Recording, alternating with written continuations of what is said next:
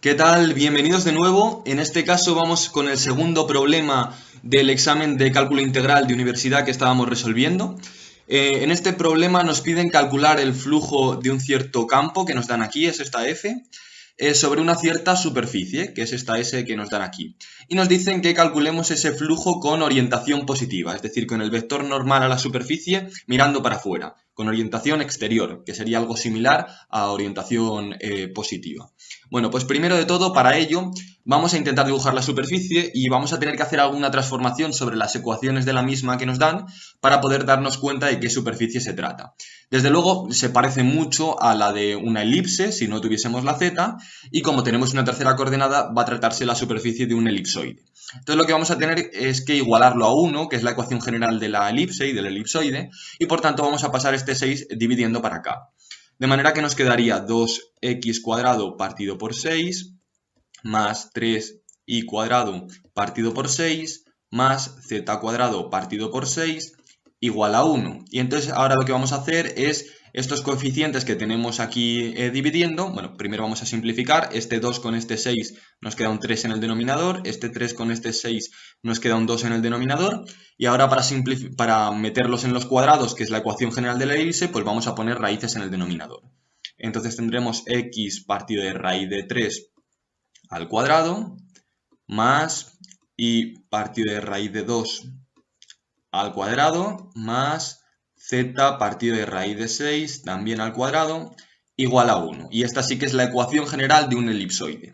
Entonces ahora vamos a proceder a dibujar ese elipsoide. Vamos a poner los ejes coordenados. Este sería el eje z, este sería el eje x y este el eje y. Y vamos a ver, en el eje x tiene que llegar hasta raíz de 3, entonces voy a poner el raíz de 3 por aquí. En el eje y tiene que llegar un poco menos, hasta raíz de 2, voy a ponerlo por aquí. Y en el eje z va a llegar bastante más, lo voy a poner por aquí, hasta raíz de 6. Entonces, primero de todo, para dibujarlo más o menos bien, voy a dibujar la elipse que pasa por z igual a 0, que sería esta de aquí. Bueno, está tremendamente mal dibujado, pero bueno, es para hacernos una idea. Y luego voy a tener en cuenta que me dicen que es con z mayor o igual que 0. Entonces el elipsoide solo lo voy a dibujar en la parte positiva del eje z. El resto del elipsoide me lo voy a comer. Entonces subiría algo haciendo algo así. Y entonces la superficie que nos dan es esta, la superficie que cubre este cuerpo. Y para resolver la integral del campo sobre esta superficie, que es al final lo que nos piden, es el flujo por definición, lo que vamos a utilizar es el teorema de la divergencia de Gauss. ¿Qué ocurre? Que para utilizar este teorema, una de las hipótesis es que tengamos la superficie de un cuerpo cerrado. Y sin embargo, al ser z mayor o igual que 0, este elipsoide no es cerrado, es un semi-elipsoide que tiene la parte de abajo, esta tapa de aquí la voy a pintar de otro color, la voy a pintar de verde, esta tapa de aquí, por esta zona está abierta al cuerpo. Y por tanto hay que cerrarlo si queremos utilizar este teorema, que nos va a simplificar mucho las cosas. Se podría hacer sin el teorema, pero nos metemos en un fregado bastante importante. De manera que no vamos a hacer eso. Lo que vamos a hacer es cerrarla. Entonces esta superficie que he pintado yo de verde, que es la que nos falta para poder cerrar el cuerpo, la vamos a denotar como S1, por ejemplo. Mientras que la que queremos calcular, que es la que está pintada con azul, vamos a llamarla S. Entonces nosotros queremos la integral de f del campo que nos dan sobre S. Pero como no podemos utilizar sobre ella el teorema de la divergencia, lo que vamos a hacer es, vamos a crear una superficie S2 que va a ser la unión entre S y S1, que es la superficie que nosotros queremos, más la tapa que la cierra. De manera que es una superficie cerrada, el campo cumple que este 1 es continuo y su derivada es continua porque tiene una exponencial, una tangente, una potencia, que no nos dan ningún problema. De hecho son C infinito, son infinitamente continuas las derivadas. Y por tanto podemos utilizar dicho teorema. ¿Qué nos dice el teorema de la divergencia? Que lo podemos aplicar sobre S2, que es la superficie cerrada. Nos dice que la integral, en este caso sobre S2 de el campo de f, que no es lo que queremos calcular, pero es casi lo que queremos calcular, lo que queremos calcular es la de s, es igual a la integral sobre, vamos a llamarle, por ejemplo, omega mayúscula, donde la diferencial de omega, es decir, la superficie correspondiente al cuerpo omega es un cuerpo, es R3, es S2. Entonces, la integral de omega de la divergencia de f es la integral sobre la superficie de f. ¿Cómo se define la divergencia de un campo? La divergencia de un campo es el operador nabla, que ahora veremos cuál es, producto escalar con f. El operador nabla es el operador de las derivadas parciales de una función. Entonces es primero la derivada sobre x, como segunda coordenada la derivada sobre y, y como tercera coordenada la derivada sobre z. ¿Qué quiere decir hacer el producto escalar de un campo por el operador nabla? Quiere decir hacer la derivada de su primera componente respecto a la variable x, más la derivada de su segunda componente respecto a la variable y, más la derivada de su tercera componente respecto a la variable z. ¿Qué ocurre? Que si nosotros nos fijamos en nuestro campo, y es por eso por lo que nos interesa utilizar el teorema de la divergencia, la primera coordenada del campo no tiene la variable x, de manera que al derivarla nos quedará 0. La segunda coordenada no tiene la variable y, depende solo de x y de z, de manera que también la derivada nos quedará 0. Y la tercera coordenada no depende de la variable z, de manera que la derivada también nos quedará 0. Entonces, al sumar las derivadas, 0 más 0 más 0, nos quedará que la divergencia es 0.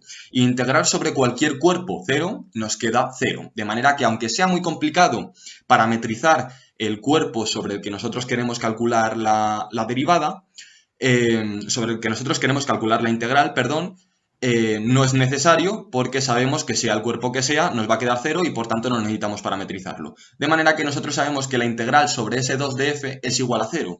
¿Qué ocurre? Que S2 es la unión de dos superficies y por tanto la integral sobre S2 de f será la integral del campo sobre una de las superficies más la integral del campo sobre otra de las superficies. Es decir, esto es igual a la integral sobre S de f más la integral sobre S1 de f. De manera que si nosotros despejamos de aquí la que nosotros queremos calcular, que es la integral sobre S de f, nos queda que es menos la integral sobre S1 de f. Y entonces ahora vamos a calcular esta integral de esta manera. La vamos a calcular sobre S1. ¿Qué ocurre? Que S1 es mucho más fácil de parametrizar porque no está en 3D, sino que nosotros sabemos que la z es constantemente 0 porque se trata de la elipse en z igual a 0, una elipse que podemos parametrizar de una manera fácil. Entonces voy a borrar esto y lo que nos quedará será parametrizar esa elipse y calcular la integral del campo sobre la misma. Bien, pues teníamos por tanto que la integral sobre S del campo f, que es la que queríamos calcular, era menos la integral sobre S1 de f, donde S1 se correspondía con la elipse, la voy a poner ya en z igual a 0, que tenía raíz de 3 sobre la x, llegaba hasta raíz de 3, y que llegaba sobre la y a raíz de 2, es decir, bueno, muy mal dibujada, pero sería una elipse tal que así. Entonces lo que tenemos es que parametrizar esta elipse y calcular la integral suya sobre el campo. Bueno, para parametrizar la elipse vamos a ir a coordenadas elípticas, que no es más que un caso concreto de las coordenadas polares. Y entonces voy a denotar como phi mayúscula de rho teta, que va a depender de estos dos parámetros, a el cambio de variable correspondiente a las coordenadas elípticas. En este cambio de variable, la x se le va a asociar a, es igual que las polares, rho por coseno de teta, pero multiplicado por la distancia a la que llega, no siempre va a llegar a un mismo radio. En este caso, en la x va a llegar hasta raíz de 3, de manera que tendremos que esto es igual a raíz de 3 por rho por coseno de teta. A la y le vamos a asociar exactamente lo mismo con la distancia a la que llega, pero por rho seno de teta, es el cambio a polares típico, raíz de 2 por rho por seno de teta, y la z la vamos a igualar directamente a 0 porque sabemos que estamos en z igual a 0. Es la elipse sin altura, en z igual a 0, en el plano xy. Vale, pues ahora simplemente tenemos que decir en qué límites de integración se mueven las variables de nuestro cambio. Entonces, como damos toda la vuelta, pues la teta da toda la vuelta, entonces vamos a decir que teta está entre 0 y 2pi. Y la rho, como tenemos que llegar como máximo a raíz de 3 en x y a raíz de 2 en y, pues desde luego tiene que llegar a 1, que es el valor en que la y con un seno que puede llegar a dar 1 llega a dar raíz de 2 y que la x llega a dar raíz de 3 con un coseno que puede dar 1. pues entonces sabemos que ρ como límite superior tiene que tener 1 y como también puede ser distancia 0, porque los puntos que estén muy cerca del origen de coordenadas hay que integrarlos, pues 0. Los pongo abiertos, a veces cerrados, porque son conjuntos de medida nula y por tanto no nos van a variar el valor de la integral ponerlos abiertos o cerrados. Pues técnicamente igual es más correcto ponerlos cerrados, porque tenemos que integrar esos puntos que están en el límite, pero no nos varían el valor de la integral. De manera que a veces los pongo abiertos y otros cerrados. Bueno, entonces ahora lo que tenemos es que sacar un vector que sea normal a esta superficie, un vector perpendicular a esta superficie. ¿Qué ocurre? Que depende del vector que yo saque, si tiene orientación positiva o negativa, estoy recorriendo la superficie de una manera o de otra. Recordemos que en el dibujo teníamos algo tal que así. Donde aquí tenemos la elipse, esta es la misma elipse que he puesto aquí, y nos decían que querían el flujo con orientación positiva. Orientación positiva quiere decir exterior, con el vector normal hacia afuera. Que si es un vector normal que está por aquí, pues es así. Pero si es el vector normal de la tapa, que es lo que estamos calculando, va para abajo. Que vaya para abajo, según la regla de la mano derecha, quiere decir que recorremos en sentido horario. Estamos recorriendo tal que así. ¿Qué ocurre? Que si yo tengo que cambiarle el signo, porque va con un menos, al valor de la integral que yo halle ahora para sacar la integral que me piden en el ejercicio, si yo hago ya directamente el recorrido en el otro sentido, que es cambiarle el signo al valor de la integral, recorrer en un sentido distinto es el mismo valor pero cambiando el signo, ya me olvido de este signo y estoy dando directamente la integral que yo quiero calcular. Entonces es lo que voy a hacer directamente. De manera que la integral que yo calcule va a ser ya directamente la solución del ejercicio. Entonces lo que busco es un vector que no vaya orientado hacia abajo, como es el que he pintado, sino todo lo contrario, que vaya orientado, sería con orientación negativa, pero es el que me va a dar el cambio de signo que yo necesito. Si no, lo calculáis con orientación positiva y le cambiáis el signo al final. Os va a salir el signo cambiado al que yo halle. Entonces vamos a calcularlo con este vector que yo he pintado en rojo. Y para ello, pues lo que tenemos que hacer es sacar las derivadas parciales, sacar la matriz jacobiana, vamos. Pero lo que vamos a hacer es las derivadas parciales de esta transformación, de manera que primero vamos a hacer la phi mayúscula de f, de ρ, perdón, que va a ser pues integrar respecto a ρ las tres coordenadas. La primera coordenada, la x, integrada respecto a ρ, pues me queda raíz de 3 por coseno de teta. La segunda coordenada respecto a ρ me queda raíz de 2 seno de teta y la tercera coordenada me queda 0. Y ahora lo que vamos a hacer es lo propio, pero con la otra variable, con la teta. Entonces vamos a hacer la phi sub teta, que es integrar lo mismo a las tres, pero en este caso con respecto a teta. Entonces lo otro, el raíz de 3 por ρ es una constante y la derivada del coseno es el menos seno, de manera que menos raíz de 3 por ρ por el seno de teta. En lo segundo, en la i, exactamente igual, raíz de 2 por ρ y la derivada del seno es el coseno, de manera que por coseno de teta. Y la tercera coordenada al derivarla es 0. Y ahora para hallar un vector normal, cuando tenemos las derivadas, lo que hay que hacer es el producto vectorial entre estas dos. Lo podríamos hacer como en física, poniendo aquí i, j, k y poniendo aquí la primera coordenada, que sería esta de aquí, la segunda coordenada de la otra, pero yo lo voy a hacer directamente.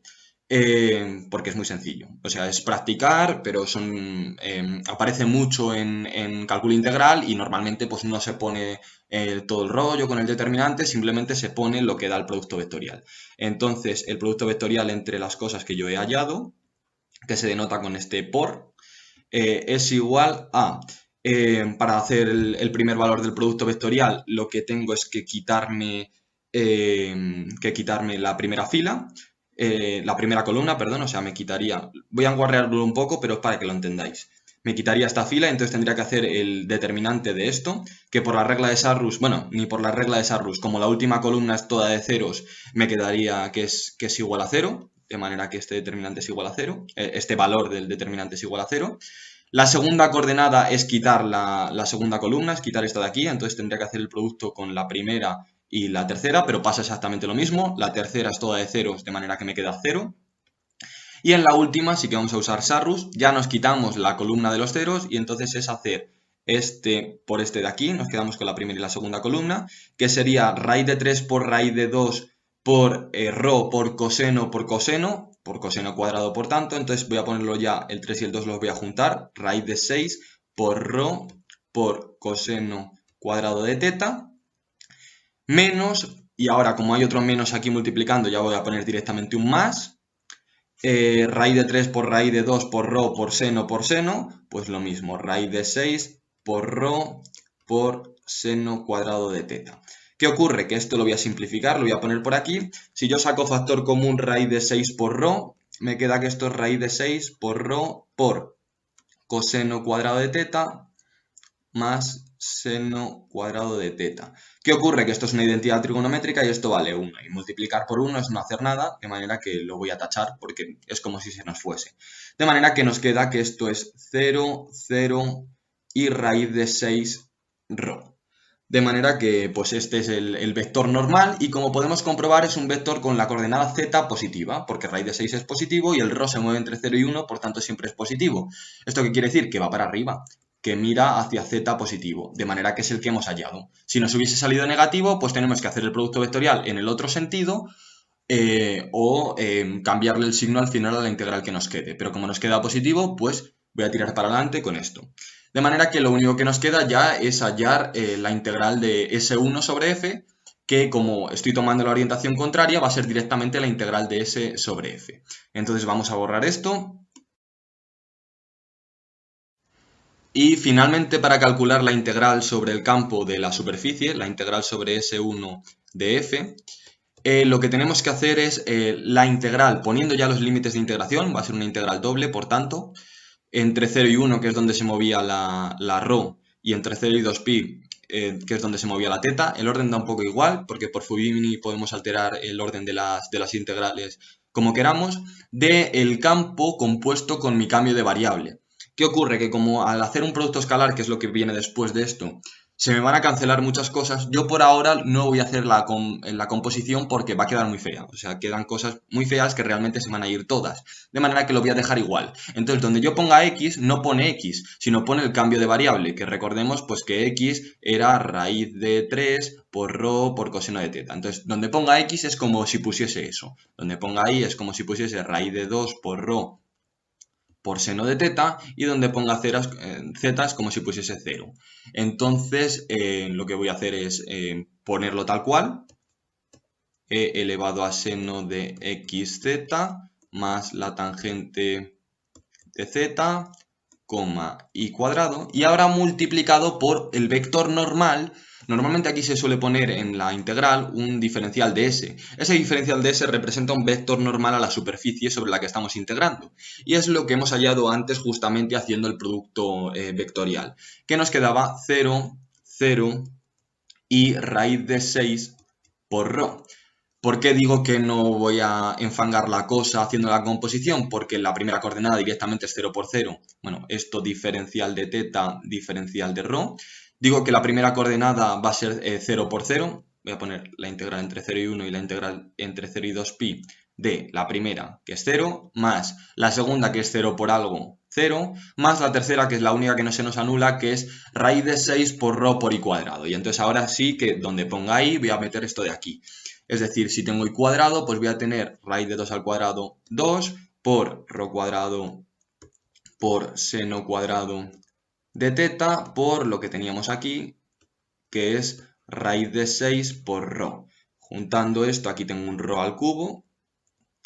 Y lo otro es una constante que inmediatamente la voy a sacar de la integral. Entonces me queda que, sacando la constante, que es el 2 raíz de 6, 2 raíz de 6, integral entre 0 y 1, integral entre 0 y 2pi, de rho al cubo por seno cuadrado de teta. Diferencial de teta, diferencial de rho. Entonces vamos a integrar por una parte en los límites de integración que corresponde el rho. Es aumentar un grado el exponente y dividir entre ello. Entonces es 2 raíz de 6 por... al aumentar un grado, como va al cubo, pues me queda la cuarta, partido de 4, evaluada entre 0 y 1, y luego la integral entre 0 y 2pi de seno cuadrado de teta, que es directamente pi, y ahora os explicaré por qué. Voy a poner por ahora que es pi, y entonces simplemente, pues si tenemos que sustituir aquí, evaluar en rho a la cuarta partido de 4 entre 0 y 1 es un cuarto. Ese cuarto voy a cancelar aquí con esto, entonces sería un medio, voy a cancelar con ese 2 que había multiplicando, y entonces me queda que raíz de 6 por pi partido por 2. Y esta sería la solución de nuestro ejercicio. Esto es la integral de f en la superficie S, que es el flujo que nos pedían con orientación positiva. Bueno, he dejado un poco en el aire lo de que la integral entre 0 y 2pi del seno cuadrado de teta sea igual a pi. Y esto es porque el seno cuadrado de teta entre 0 y 2pi y el coseno cuadrado de teta entre 0 y 2pi abarcan el mismo área. De manera que si yo hago la integral de seno cuadrado más coseno cuadrado de teta, bueno, voy a quitar esto de igual a pi, porque ahora mismo no sería igual con lo que he puesto, y me estoy olvidando el diferencial de teta. Yo esta integral la puedo separar como la de la integral entre 0 y 2pi del seno más la integral entre 0 y 2pi del coseno. ¿Qué ocurre? Que yo sé que son iguales, entonces esto es 2 veces cualquiera de ellas. Es 2 veces la integral entre 0 y 2pi del seno cuadrado de teta. ¿Pero qué ocurre? Que la integral de la suma, esto es una identidad trigonométrica, seno cuadrado de teta más coseno cuadrado de teta es igual a 1, y integrar 1 entre 0 y 2pi da 2pi, de manera que yo sé que 2 veces esta integral da 2pi, de manera que si paso el 2 dividiendo al otro lado, yo sé que esto es igual a 2pi, y por tanto la integral de entre 0 y 2pi del seno cuadrado de teta, este 2 con este 2 se cancela, es igual a pi. Esto ocurre también entre 0 y pi medios, entre 0 y pi, y por tanto es muy útil saber que se calculan de esa manera. Bueno, pues esto ha sido todo. En el próximo vídeo resolveremos el último problema de este examen, que lo vamos a resolver yo creo que por varios métodos, porque tiene mucha chicha, es un problema bastante jugoso. Y eso, suscribiros, en la descripción os dejo el Twitter donde podéis preguntarme cualquier duda, y muchas gracias y hasta la próxima.